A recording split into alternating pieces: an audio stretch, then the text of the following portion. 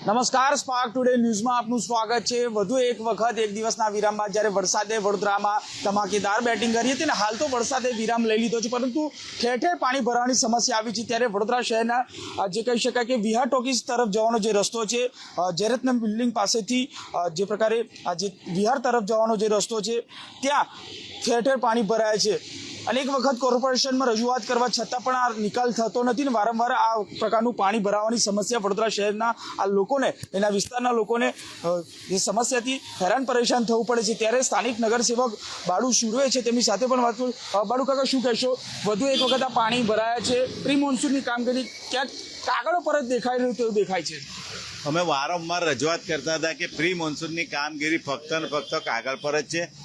થોડા જ વરસાદમાં તમે જોઈશું કે એકાદ ઇંચ વરસાદ પડ્યો હશે ને જે સત્યદેવ ક્વાર્ટર્સથી વિહાર ટોકીઝ જવાના રસ્તે સૌથી વધારે કોઈ જગ્યાએ કેચપીડ હોય તો આ રસ્તે છે। 13 થી 14 કેચપીડો હોવા છતાં તમે જોઈશું કે એક જ ઇંચ વરસાદમાં પાણી ભરાઈ ગયું છે। લોકોને કેટલી મુશ્કેલી પડી રહી છે, કેમ કે લોકોને આ શોર્ટ રસ્તો પડે છે, એટલે લોકો વધારે અહીંથી આવતા જતા હોય છે ને લોકોને પાણીમાંથી જવું પડે છે।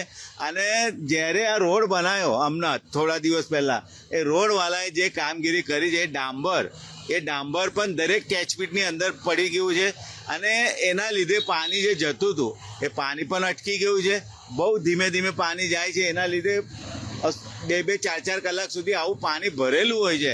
અને ખરેખર જે ડાંબર અંદર ગયા પછી રોડવાળાએ અંદર સફાઈ કરવાની હોય, પણ એ રોડ બનીને પણ 6-7 મહિના થઈ ગયા તો એના પછી કોઈ કામગીરી ન કરવાના લીધે તમે જોઈ શકો અમારે સત્યદેવ ક્વાર્ટર્સથી વિહાર ટોકીઝ જતા રસ્તે અને ખૂબ લોકો આવતા જતા હોય છે અને આ રસ્તા પર ટ્રાફિક બી પુષ્કળ હોય છે ને આવા પાણીમાંથી જવું પડે, કોઈ પડી જાય એટલે ખરેખર વારંવાર રજૂઆત કરવા છતાં યોગ્ય કામગીરી ન થવાને લીધે આ ખરેખર પ્રી મોન્સૂનની કામગીરી અગાઉ કેચપીટો સફાઈ કરવાની હોય અને વડોદરામાં કદાચ કોઈ આટલી નાની જગ્યાની અંદર કદાચ કોઈ પણ જગ્યા આટલી કેચપીટો ના હોય, એટલે 13 થી 14 કેચપીટો હોવા છતાં આવી પરિસ્થિતિ ઊભી થઈ છે। બળુ કાકા, વાત એ છે કે કરોડોનું મશીન લાવ્યા, લાખો રૂપિયાનું મશીન લાવ્યા, કે કાંસો સાફ કરવાની વાત કરવામાં આવી। જો ખરેખર જો આ કાંસો સાફ થઈ હોત, કેચપીટો સાફ કર્યું હોત તો આ પરિસ્થિતિ સર્જાત?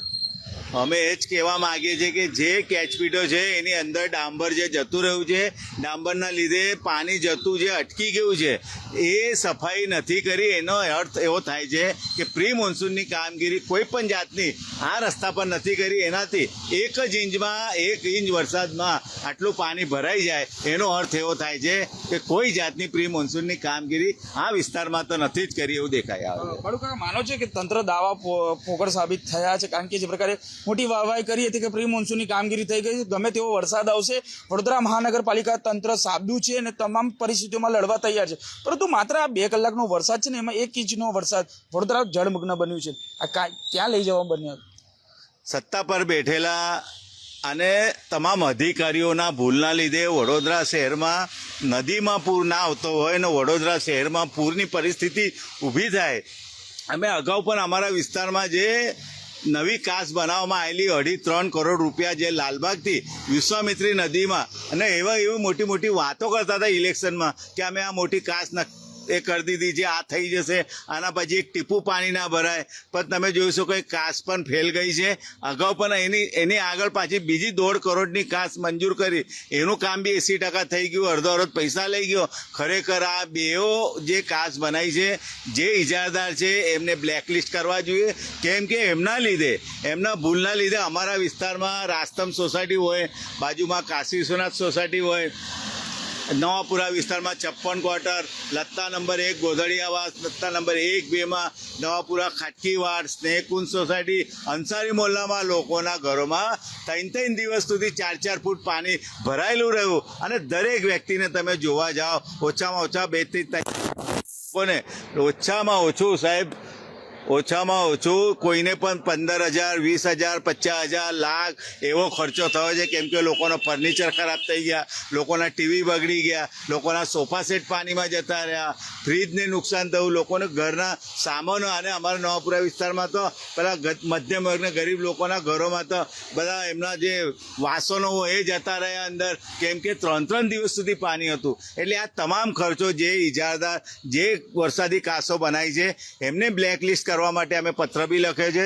ના તમામ પૈસાની વસૂલાત વહેલી તકે એમની પાસેથી કરવી જોઈએ એવી અમારી માગણી છે. બાળુ કાકા, હવે સવાલ એ છે મારો, આમ તો મોટી મોટી વાતો કરે છે કે ભાઈ મધ્યમ વર્ગની સરકાર છે, મધ્યમ વર્ગ માટે છે, બધું કર્યું છે, પરંતુ હવે આ મધ્યમ વર્ગને જે નુકસાન થયું છે, શું માનો છે તેઓને વળતર મળવું છે? મેં આપના માધ્યમથી એ જ રજૂઆત કરી કે અમારા વિસ્તારમાં 20% લોકોના તઈ પાણી ભરાયેલું હતું. લોકોને 3-4 ફૂટ પાણી ભરાયું અને એક દિવસ માટે નહીં, 1 કલાક માટે નહીં, 3 દિવસ સુધી લોકોના ઘરોમાં પાણી હતું. કેમ કે પાણીની ટાંકી પણ સફાઈ કરવી હોય તો 5,000 એને આપવા પડે, કેમ કે બધું ગટરનું ને ગંદુ પાણી અંદર ગયું હતું. લોકોના ઘરના અંદર સામાનો બગડી ગયા છે. એટલે દરેક વ્યક્તિને અમારા વિસ્તારમાં કેશ ડોલ જે કંઈ લોકોને રાહત આપવાની હોય, જે કંઈ લોકોને નુકસાન થયું છે એને સર્વે કરીને તમામ લોકોને એની પૈસા મળવા જોઈએ. કેમ કે આજ દિન સુધી કોઈ હજુ તો જોવાય નથી આવ્યું, કોઈ વિસ્તારમાં ચેક કરવા નથી આવ્યું તમારાથી કેટલું નુકસાન થયું છે, શું થયું છે. ખરેખર અમારા વિસ્તારમાં ખરેખર જરૂર છે.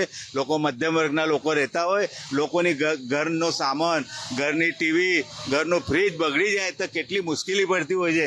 એટલે સરકારને અમારી વિનંતી છે કે અમારા વિસ્તારમાં જે પણ બધું નુકસાન થયું છે, આખા વડોદરા શહેરમાં લોકોને જે નુકસાન થયું છે, અને આ માનવ સર્જિત છે, આ કોઈ કંઈ કુદરતી આફત નથી. કેમ કે તમે નદી વિશ્વામિત્રી ખાલી હોય અને વડોદરા શહેર પાણીમાં ડૂબી જતું હોય, એટલે એનો અર્થ એવો થાય છે અધિકારીના ભૂલના લીધે, સત્તા પર બેઠેલોના એમના ભૂલના લીધે વડોદરા શહેરના પ્રજાને જે નુકસાન થયું છે એનું વળતર આપવું જોઈએ એવી અમારી માગણી છે. બિલકુલ, અધિકારીઓ અને તેમના લીધે જ જે સત્તા પર બેઠેલા લોકો છે તેના લીધે જ આ વડોદરાવાસીઓને આ પરિસ્થિતિનો સામનો કરવો પડી રહ્યો છે.